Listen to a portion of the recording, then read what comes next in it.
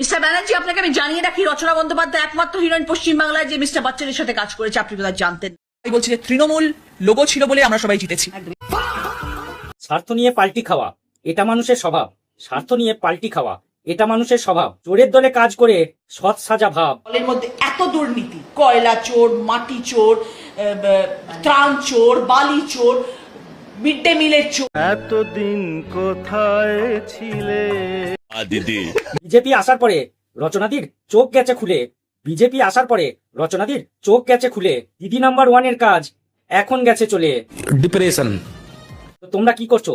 চ্যানেলটাকে সাবস্ক্রাইব করো, তাড়াতাড়ি গিয়ে চ্যানেলটাকে সাবস্ক্রাইব করে দাও। এখন আজকে আমি করছি, কালকে যখন আমার ভগবান না করুক কোনো রকম কোনো অসুবিধা হয়ে যায় শরীরে বা কোনো অসুস্থ হয়ে পড়ি, কোনো রকম প্রবলেমস আসে, আজকে রিপ্লেসমেন্ট তো রচনা ব্যানার্জির হবেই। দিদি আমাদের অভিনয় করতে করতে কখন যে আবেগটাকে বাস্তবের পর্দায় ঢেলে ফেলেছে বুঝতেই পারেনি। আর যখন সেই আবেগটা বাস্তবে ঘটলো, নমস্কার, আমি স্বস্তিকা মুখার্জি, আমি আসছি দিদি নাম্বার 1। রচনাদির জায়গায় দিদি নাম্বার 1-এ স্বস্তিকা। আর তখনই দিদি রঙিন চশমা খুলে সাদা চোখে যখন দেখলো, তখন সব শেষ। দিদি আমাদের মোটিভেশন হারিয়ে ডিমোটিভেশন হয়ে পড়েছে।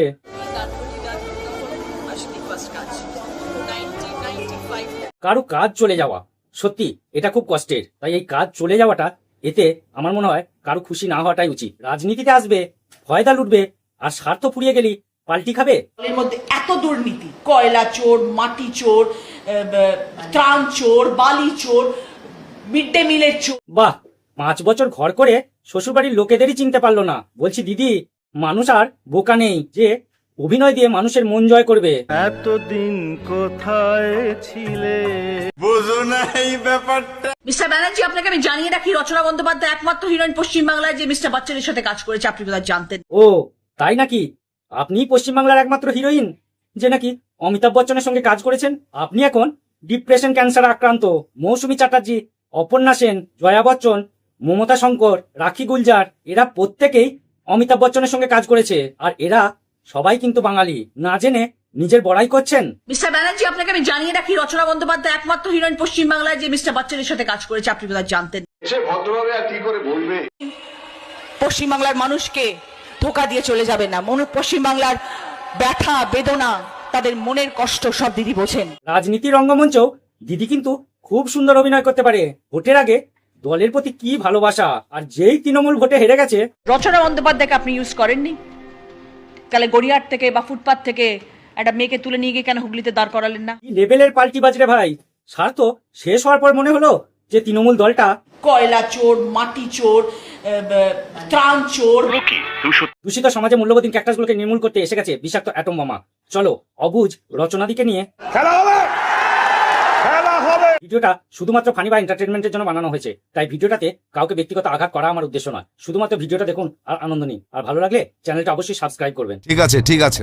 হুগলির ভূগোল নাকি আমি জানি না? দিদি ভূগোল জানে না তো কি হয়েছে, ম্যাথটা তো ভালো জানে। কারণ নেতা মানি তো ব্যক্তি স্বার্থ সেবা, জনসেবা, ওটা তো মুখোশ। আর ভূগোল না জানুক দিদি, কিন্তু ভূগোলের ম্যাপটা খুব ভালো জানে।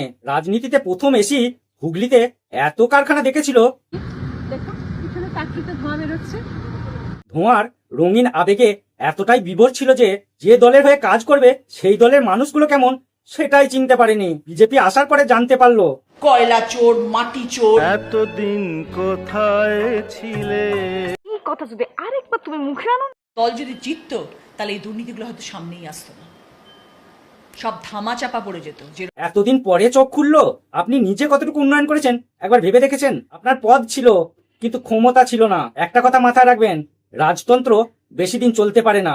2 বছরে যা কাজ করেছি, উনি যখন সাংসদ হয়েছিলেন, উনি 2 বছরে কি কাজ করেছেন উনি বার করে এনে দেখা আমাকে। সব নেতারাই বলছে কাজ করেছি। উন্নয়নের জোয়ারে জনগণ তো পুরো ভেসে যাচ্ছে। আর সেই স্রোতে উন্নয়নের নেতা মন্ত্রীগুলো পুরো ভেসে গেছে। উন্নয়ন একটা হয়েছে, ওই নেতাদের গাড়ি বাড়ি আর টাকা কাড়ি কাড়ি। মিথ্যেবাদী লোক 7খানা ল্যাঙ্গুয়েজে কাজ করেছে, 150-র উপরে ছবি করেছে, আপনি বোধহয় জান। সিনেমা আর রাজনীতি দুটো কিন্তু এক নয়। ক্যামেরা দেখলি ওভার অ্যাক্টিং এ স্ক্রিপ্ট ছেড়ে দিলাম। অভিনয়টা পর্দায় সীমাবদ্ধ, আর রাজনীতি প্র্যাকটিক্যাল ফিল্ডে করে দেখাতে হয়। জনতা পার্টি আসার পরে যা যা আমরা দেখছি, ওনাদের লিস্ট অফ ওয়ার্ক, ওনারা যেভাবে নিজেদের কাজ সাজিয়েছেন, এই জন্যই তো জনগণ বিজেপিকে ভোট দিয়ে এনেছে। না হলে তো দেশটা পুরো শেষ হয়ে যেত। প্রতিটি বাহবা জমি বাহবা দেওয়ার মতন কাজ করছেন ওনারা। মানুষ খুশি হচ্ছেন তাদের কাজ দেখে। বলছি দিদি, এটা কি পাল্টি খাওয়ার নতুন টেকনিক? ভালো কাজ করবে বলেই তো মানুষ বিজেপিকে এনেছে। তোমরা কি এতদিন ঘুমাচ্ছিলে? এতদিন কোথায় ছিলে? পাল্টানো দরকার। এই স্লোগানটাকে জি বাংলা সব থেকে বেশি সিরিয়াস নিয়েছে, তাই হয়তো দিদি নাম্বার ওয়ানের শোয়ের হোস্ট কি পুরো পাল্টে দিয়েছে। সবাই চাইছে নিজের স্বার্থ, তাই তো রচনাদির জায়গায় স্বস্তিকা। তো বন্ধুরা, আজকে ভিডিওটা এখানেই শেষ করলাম। ভিডিওটা ভালো লাগলে লাইক কমেন্ট শেয়ার করো, আর হ্যাঁ, চ্যানেলটা সাবস্ক্রাইব করতে ভুলো না।